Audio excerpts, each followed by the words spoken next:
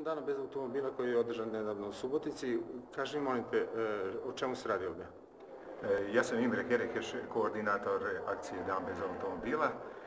Na osnovu konkursa za crteže i fotografije raspisan je konkurs za decu iz osnovne škole, iz zabavišta i tako dalje.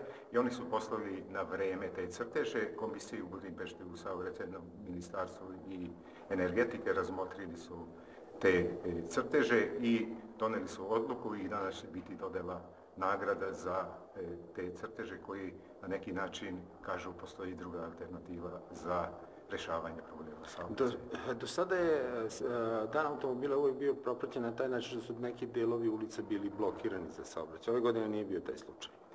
Bio je slučaj, ali u skromnim razmjerama iz razloga što novaca nema.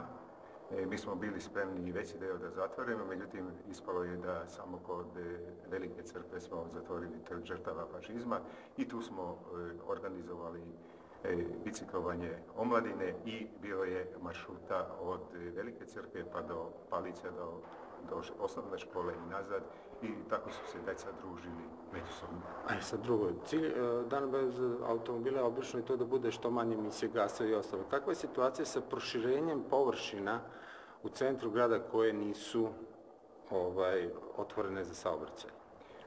Naša je želja, bar u neko dogledno vrijeme, da ulica Dimitrija Tucovića da se pretvori u pešačku zonu.